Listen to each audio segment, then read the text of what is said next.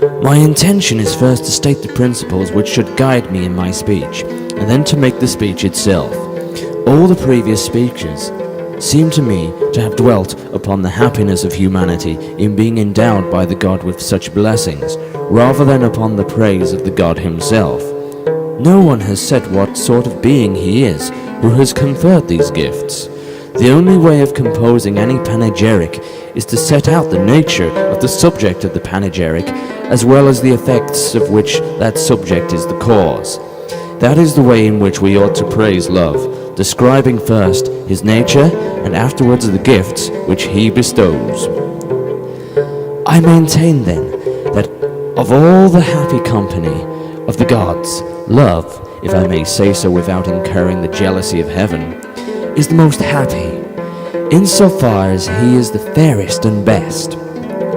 That he is the fairest may be established by the following considerations. First of all, Phaedrus, he is the youngest of the gods. He himself provides convincing evidence of the truth of what I say by fleeing before old age, which moves fast, as we know.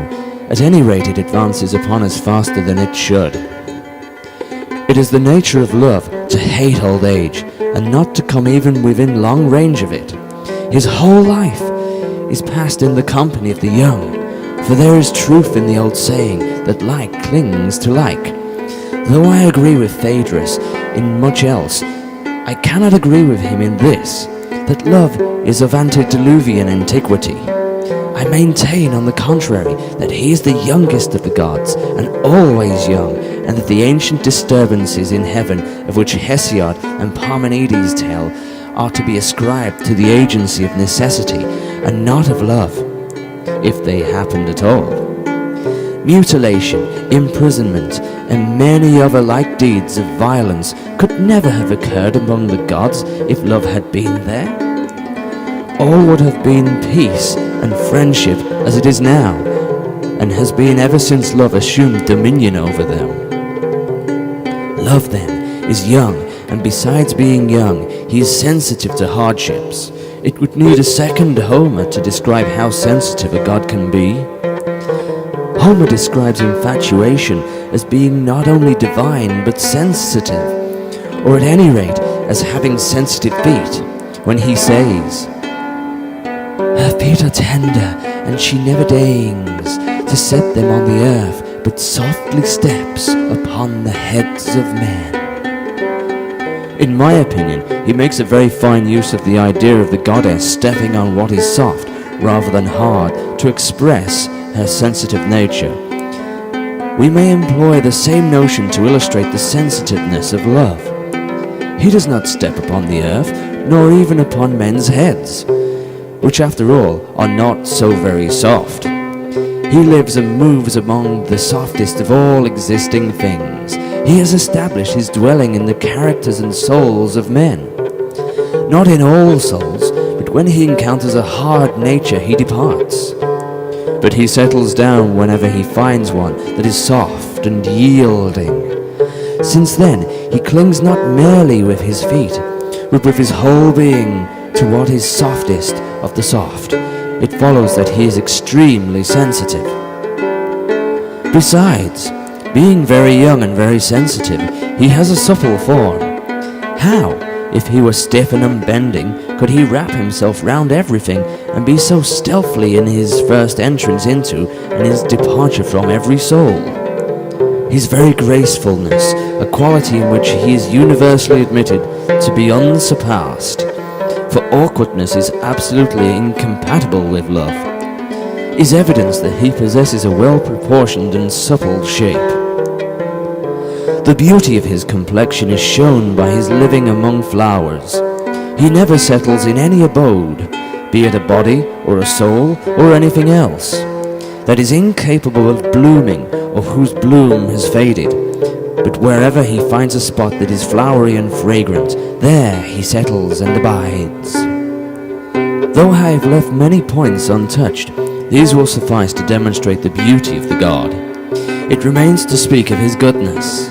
Here, the most important point is that in his dealings with gods and men, love neither inflicts wrong upon either, nor suffers it from them. When he is passive, it is not because violence is put upon him, for violence never touches love.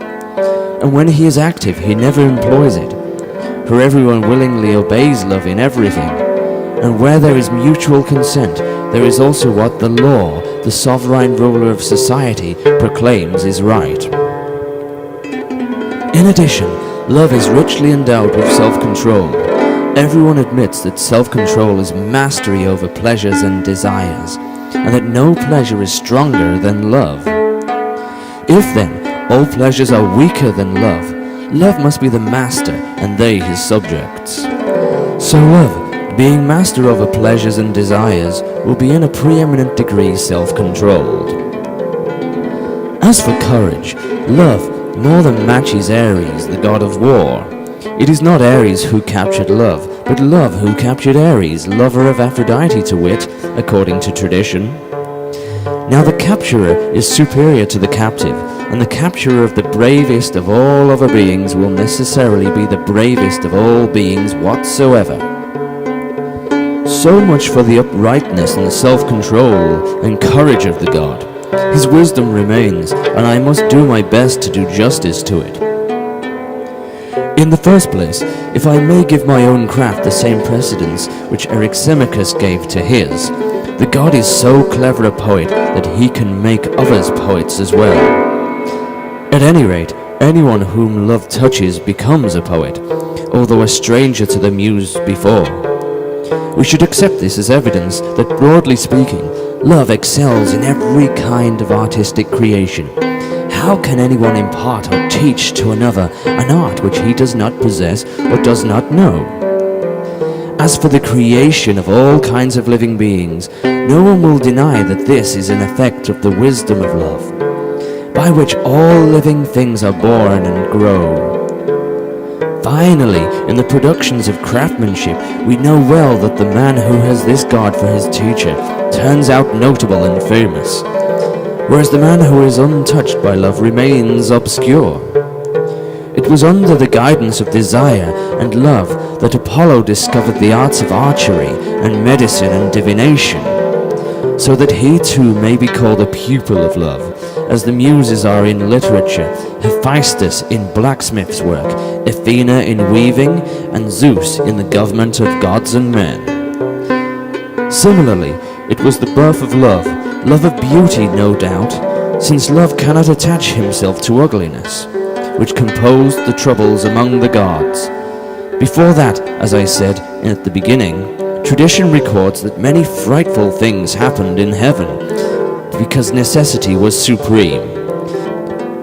But as soon as this god was born, the love of beauty gave rise to all manner of blessings for gods and men alike. In my opinion then, Phaedrus, love is in the first place supreme in beauty and goodness himself, and in the second the cause of like qualities in others. Indeed, I feel inspired to express this idea in verse, and to say that it is love who creates peace among men and calm upon the sea, rest for the winds from strife and sleep in sorrow. It is love who empties us of the spirit of estrangement and fills us with the spirit of kinship, who makes possible with mutual intercourse as this, who presides over festivals, dances, sacrifices, who bestows good humor and banishes surliness, whose gift is the gift of goodwill and never of ill will. He is easily entreated and of great kindness, contemplated by the wise, admired by the gods, coveted by men who possess him not, and the treasure of those who are blessed by his possession. Father of dauntiness, delicacy, voluptuousness, all graces, longing and desire, careful of the happiness of good men, careless of the fate of bad, in toil, in fear, in desire, in speech, the best pilot, soldier, comrade, saviour, author of order in heaven and earth, loveliest and best of all leaders of song, whom it behoves every man to follow singing his praise, and bearing his part in that melody, wherewith he casts a spell over the minds of all gods and all men. There is my speech, Phaedrus, a decent compound of playfulness and gravity. Let it be dedicated to the god as the best melody that I can contrive.